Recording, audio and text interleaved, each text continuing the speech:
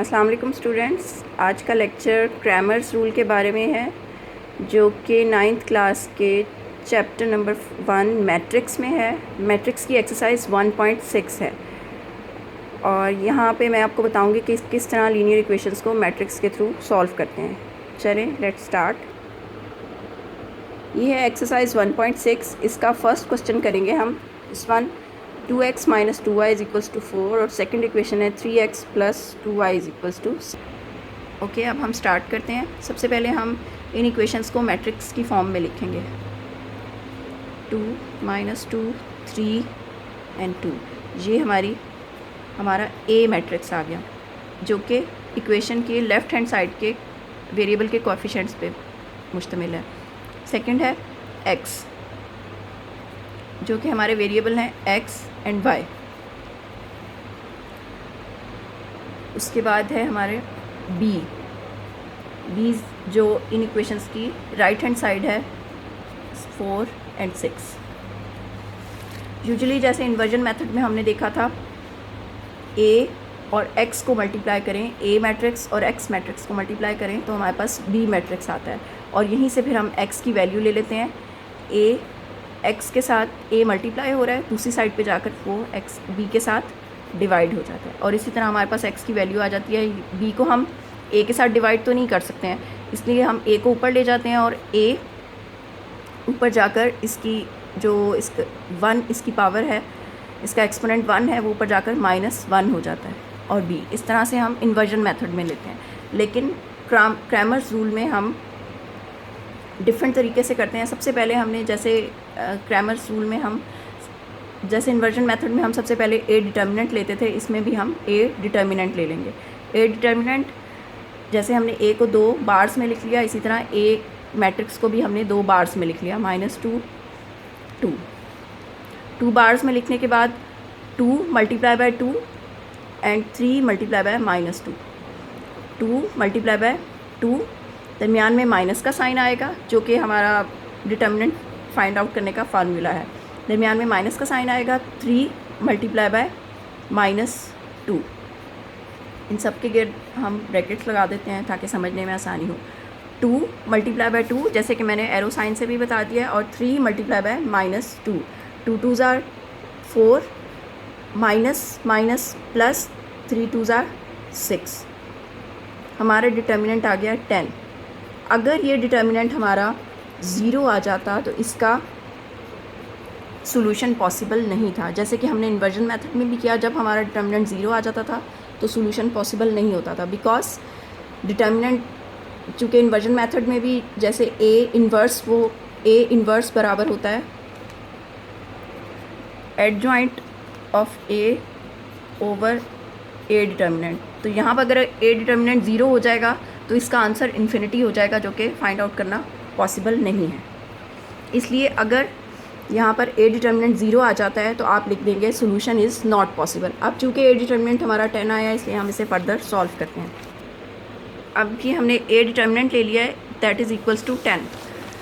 अब हम according to Cramer rule इसको सॉल्व करते हैं। क्रैमर रूल के अकॉर्डिंग एक्स वेरिएबल की वैल्यू बराबर होती है A X determinant over A determinant, और वेरिएबल y की वैल्यू होती है A Y determinant over A determinant.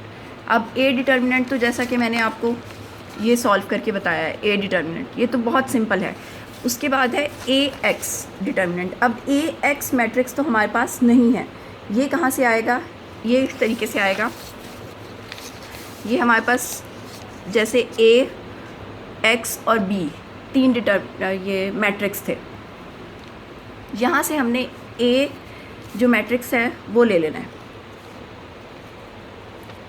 A matrix का आप फर्स्ट कॉलम चेंज कर दें बी मैट्रिक्स के कॉलम के साथ, यानी इस 2 और 3 को रिप्लेस कर देंगे हम 4 और 6 के साथ। जैसा कि ये ए मैट्रिक्स हमारे पास था 2 3 -2 और 2, इसको हमने रिप्लेस कर दिया। 2 और 3 को रिप्लेस कर दिया हमने ये बी मैट्रिक्स के 4 और 6 के साथ। 4 6, और दूसरा कॉलम जो है जो -2 और 2 का है, -2 और 2 का है, वो एज इट इज़ रहने दिया, -2 एंड 2। जो हमारा ए का फर्स्ट कॉलम था वो हमने बी के कॉलम ये 4 और 6 के साथ रिप्लेस कर दिया। ये देखें 4 और 6, और second column as it is रहा। ये देखें जैसे कि मैंने आपको बताया है कि ए डिटर्मिनेंट में हमने उसका फर्स्ट कॉलम जो था 2 और 3 को बी डिटर्मिनेंट के कॉलम यानी 4 और 6 के साथ रिप्लेस कर दिया। अब यहाँ 4 और 6 आ गया 2 और 3 की जगह पे, और सेकंड कॉलम -2 और 2 एज इट इज़ रहा। अब हम इसको AX, ये हमारे पास मैट्रिक्स आ गया, एक न्यू मैट्रिक्स, इसका हम डिटर्मिनेंट ले लेते हैं। AX डिटर्मिनेंट को हमने AX को हमने 2 बार्स में लिख लिया, और आगे उसका जो मैट्रिक्स था उसको भी हमने 2 बार्स में लिख लिया। अब अगर डिटर्मिनेंट का आपको याद हो, 4 × 2 -6 × -2, 4 2s are 8, minus plus 6 2s are 12, ये हमारे पास आ गया 20। AX डिटर्मिनेंट का आंसर हमारे पास आ गया 20। नेक्स्ट अब हम बनाएंगे AY determinant, AY matrix. AY matrix कैसे होगा? अब आपने A का जो फर्स्ट कॉलम है उसको एज इट इज़ रहने देना है, और जो सेकंड कॉलम है इसको आपने B के साथ रिप्लेस कर देना है, जैसे हमने AX में किया था। AX में हमने फर्स्ट कॉलम रिप्लेस किया था B के साथ, B के साथ रिप्लेस किया था हमने फर्स्ट कॉलम। अब हमने AY में फर्स्ट कॉलम को एज इट इज़ रहने देना है, और सेकंड कॉलम को B यानी 4 और 6 के साथ रिप्लेस कर देना है। अब ये हमारे पास आ गया एक न्यू मैट्रिक्स जो है AY। अब AY का हम डिटर्मिनेंट लेंगे, वो हम पहले की तरह ही लेंगे, 2 3 2 बार्स में लिख लेंगे इसको।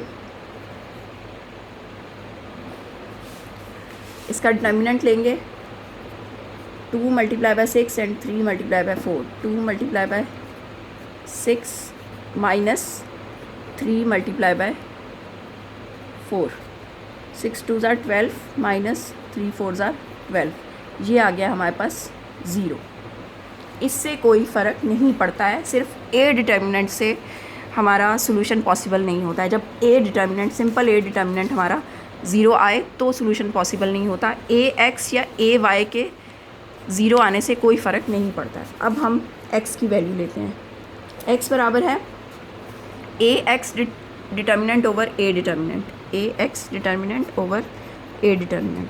अब AX डिटर्मिनेंट हमारे पास 20 है।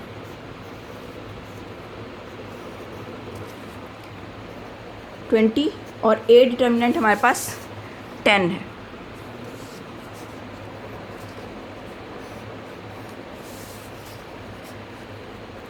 अब इसकी कटिंग कर देते हैं, 10 2s are 20। X हमारे पास, X की वैल्यू आ गई है हमारे पास 2। सेम हम Y की वैल्यू ले लेंगे, उसके लिए हमने AY determinant over A determinant.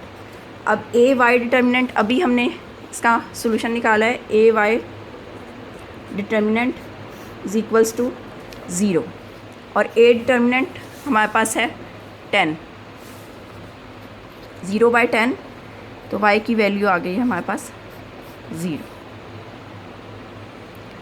Hopefully students आपको समझ आ गई होगी। अब इसके बारे में कोई भी क्वेश्चन हो तो आप मुझे कमेंट बॉक्स में पूछ सकते हैं, मैं आपको उसका आंसर कर दूँगी। Thank you so much. अल्लाह हाफिज़।